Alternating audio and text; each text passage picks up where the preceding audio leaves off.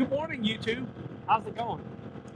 So I'm out on the Vulcan on my way to work this morning, and I thought I would make this video and talk about a couple of things. I had some questions about this motorcycle. Some people messaged me and had a couple of questions, so I thought I would make a video and address this because a couple of the questions were the same one from different people. So obviously more than one person has the questions, so I thought I would just make the video and answer the question. And I also wanted to say something else. I mentioned in my previous video about there's a surprise with the XSR 900 that I have. Well, the surprise has arrived, and I'll be revealing that probably Monday or Tuesday. I got some things going on this weekend, but I'll probably reveal that Monday or Tuesday. Stay tuned for that. If you want to see it, hit the subscribe button and check out my other videos. And if you like this video, hit the thumbs up button. I would really appreciate that. But the couple things I wanted to talk about this bike is, first of all, it just hit 3,607 miles. And what is this guy doing? Jesus. So anyway, as I mentioned before, I had made a couple videos on the color of this bike and the plastic dip that I used. If you haven't seen it, please go check it out. It's pretty cool. But this bike is going back to white. The original color is white, and it's going back to white. Why, you ask? A lot of people said the blue looks cool, but I'm telling you, listen, this bike is not blue.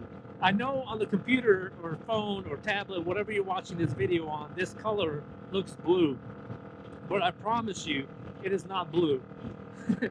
This is actually blue with like a shade of purple. It has this purple haze to it, and I don't like it. And then some people said, well, maybe it's just you. Maybe you're colorblind or something. No, I'm not colorblind. So everybody I showed it to says the exact same thing. They said, yeah, it's blue, but it does have a shade of purple. It does look purple, like a blue purple. So I don't like it. So that it's going back to white. The other reason it's going back to white is because I could just go get another couple cans of plastic dip. By the way, some people ask me where did I get it from. It's a website called dipyourcar.com. Check it out. They have all kinds of plastic dip, colors, whatnot. Anyway, so I could get new ones. But be honest with you, to plastic dip this particular motorcycle is a pain in the butt. And I'll tell you why.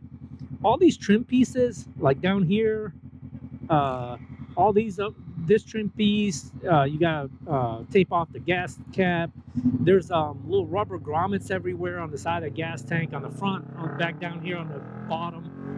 It's just it's a real pain in the butt. You gotta take the front wheel off to take the fender off, and that's another whole ordeal in itself. It's not as easy as some other motorcycles. It's not hard. Don't let me fool you. To do this is not hard. It's just time consuming. It's time consuming to go through the hassle of taking the seats off, the back fender off, all the little rubber grommets, and all that crap. And I just don't want to do it. I've done it twice. I did the green first, then I went to the blue, and honestly, it's just, I don't know. I'll just stick with the white. It doesn't bother me that much to be white, to go through the hassle of doing it a third time. And standing the chance that it might not come out the exact shade that I would like. For example, when I looked at the blue on dipyourcar.com, this blue was a dark blue.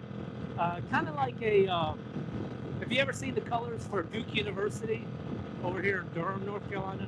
If you look at the colors for Duke, it was kind of like that blue. It's like that Duke blue. That's kind of what it looked like.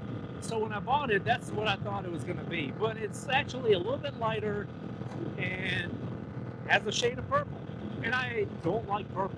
I don't like purple. So I guess it's just like any other, spray paint that you buy. It's not always going to look exactly like the can does or what the picture shows. Like when you go to buy a car and you look at the brochure or you look at it online, the color online is not the color of the actual car if you see it in person. So I think it's just the way the computer screen or phone screen or whatever, the pigment or the, I don't know, I'm not a tech guy, but the way that your computer portrays the color is not what it really looks like in person. So that's why this bike is just going back to white. I'll just deal with the white. I'm not a fan of white motorcycles. I like white cars, but not white motorcycles. Um, but it's not a deal breaker. And so it's going back to white. So that's that. Anyway, so some of the questions, one of the questions somebody asked me is this bike good for a new rider? To sum it up, yes it is. And I'll tell you why. Number one, this bike is comfortable. Now you watch videos out there on YouTube, and you'll see some people will say, "Oh, it's very comfortable." Some people will say, "Oh, I can only ride it about an hour, and my butt hurts." I guess it's to each his own, right? Kind of like some people like this bike, some people don't. Some people think one bike is comfortable, some people don't. I don't know what to tell you other than go sit on it and enjoy it. Anyway, it's comfortable. In my opinion, it's comfortable. I can ride this all day long and it's comfortable. Um, Number two, the power is not too much, but it's enough to have a good time on. And what I mean by that is, it's not too much power. It's 650, what is it, 65 horsepower, something like that, 42 foot-pounds of torque. So it's not a crazy powerful bike, but it has enough power to have a great time on. And I've been riding motorcycles since I was 21, and I'm 44 now. So if I've ridden 1000cc sport bikes and 750 and 600s and all this other stuff, and I still think it's fun. For example, you can ring this thing out.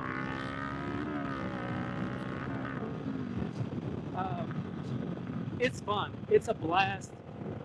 I love this bike. And it's not too much power, so you won't get in trouble. And I'll give you a prime example. My buddy Nick, the one that wants to buy this bike, he learned to ride a motorcycle. I taught him how to ride, and I let him ride this one. So the first bike he's ever ridden was this one. And he did great. And he made plenty of mistakes, just like any other new rider, right? Plenty of mistakes. But it was so forgiving that he didn't crash. He made some mistakes that on another bike, like my XSR 900, he would have crashed. He would have wrecked that bike. But this bike was more forgiving. So, yeah, can the new person ride it? Absolutely. It handles great. It won't get you in trouble too quickly. It will forgive you if you make a mistake. And, another thing is objectively, some people will agree, some people won't, but, to each his own. Everyone has their opinion. But it's a good looking bike. And if you like the cruiser style with the feet forward, forward controls, feet kind of out in front of you, and it's also adjustable. Kawasaki has that ergo fit system for this bike with the handlebars, the seats, and the forward controls, the foot controls. You can adjust them. So depending on how tall you are, you can adjust them. This is the mid-reach, which comes standard with the mid-reach. And for me, it's good. I'm 5'9", 5'10". And for me, it's perfect. I would like to see maybe a slight adjustment, just to see what it would be like to have the handlebar back, like closer to me, about an inch. That would be cool.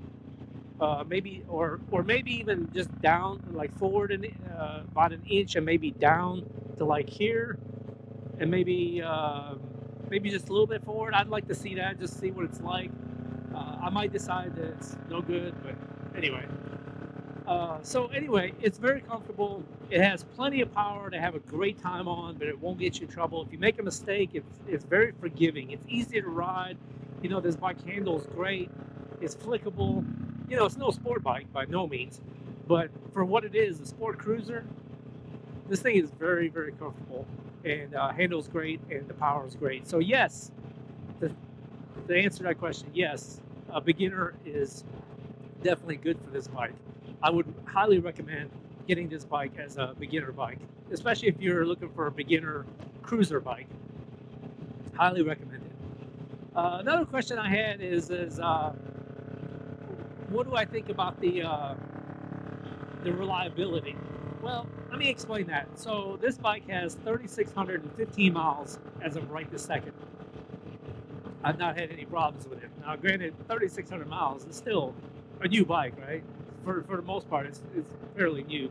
But Kawasaki has a very good reliability record, right? I mean, everyone has failures. Everybody. No one's perfect. But in the grand scheme of things, Kawasaki has a very good reliability record, unlike some others. Oh, look at that. Wow.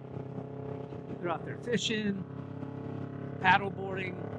Those two guys back there have a sub stand-up paddleboard for some of you that don't know. Check this out.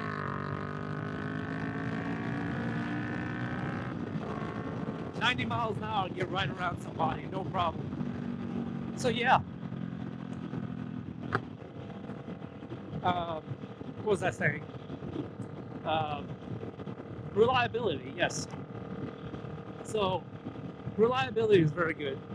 No issues. I don't know anyone else that had issues with their Vulcan S. I've seen some people that have had a lot of miles on it, 15,000, 20,000 miles on the Vulcan S, and zero problems. Zero. So reliability. I can't speak except for my own experience with the Vulcan S after 3,600 miles, but I can tell you nothing has failed. There was no glitches, no issues, no complaints. Highly recommend it. Then some people ask me about this windshield. It's a Puig windshield. I got it off Amazon. I got it for the looks, not for any other reason, not for wind deflection or anything. I got it for the looks. I think it looks cool. And it was a heck of a lot cheaper than Kawasaki's cafe style windscreen. That thing is ridiculously expensive. I think the windscreen alone, just this plastic piece, is like $185. Like, holy crap, it's a piece of molded plastic. $185. And that doesn't include the mounting brackets.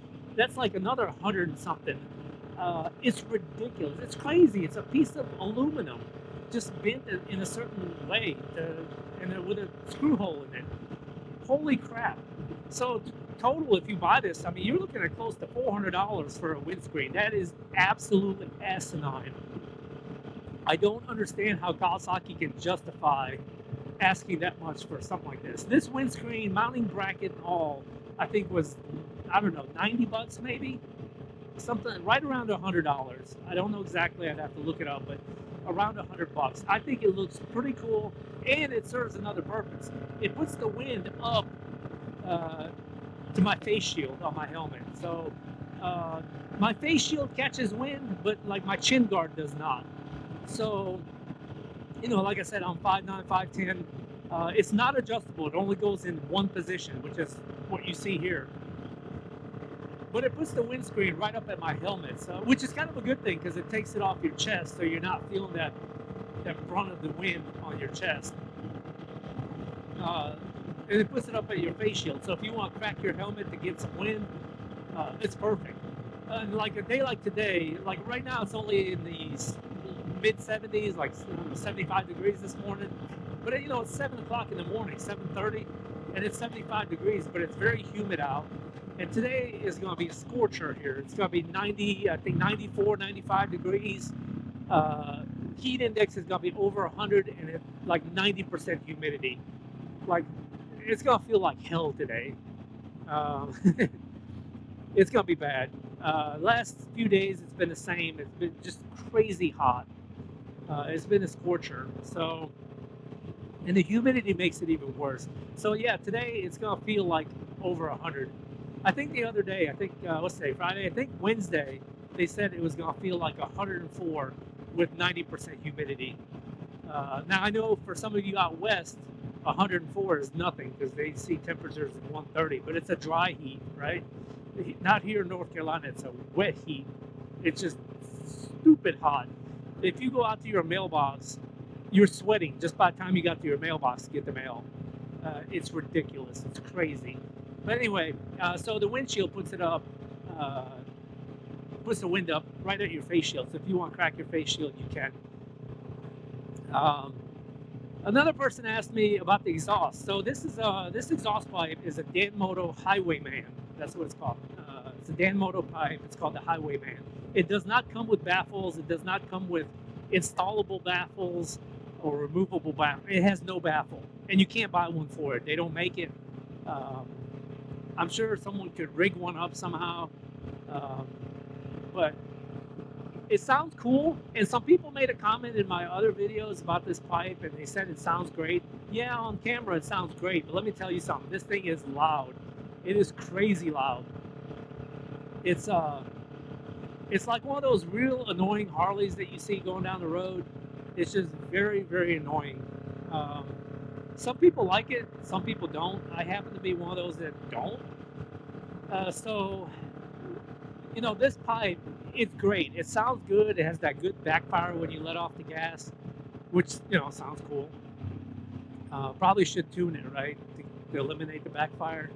But I'm not going to tune it. No check engine light. It's fine. It'll be all right. But it's louder than I like it to be. For my personal opinion and the way I feel about it, it's a little bit too loud for me. Some people really like that, and that's great. If you do, I highly recommend this pipe. It's good. It's cheaper than all the other ones. Like if you bought a Two Brothers or an Aero pipe or whatever it is you want to buy, it's cheaper. So you can get it. Would I buy this pipe again? Oh, now that I know how loud it is, probably not. But not because I don't like the way it looks or how easy it is to install. I just don't like how loud it is. I wish it had a baffle, or the exhaust canister had built-in baffles, something to just quiet it down a little bit. I mean, I don't want it as quiet as the stock exhaust, but I don't like it as quiet as, as loud as it is now. Now, am I going to like sell it and go buy something else? No, I'm not going to do that. I'm just going to deal with it. I'm just going to keep it and deal with it. It's just going to be one of those things that I don't like about this bike, which is very far between. By the way, I made a video about the things I don't like about this bike and the things I do like. Please go check that out. So yeah, I think that's all the questions I had, but I've had those questions asked multiple times. So I thought I would just make a video and just answer it, just in case somebody else had those same questions. But anyway, if you have any other questions about this bike, or you just want to talk about it, or you have a comment about this video, or you have something to say, please write it in the comment section below. I try to answer every comment, every question as quickly as possible. I try to interact with anybody that makes a comment. And again, if you like this video and you want to see more, please hit the subscribe button and hit the thumbs up button. And there's more to come. And by the way, I'm going to do another video on this, the 060 and a quick 100.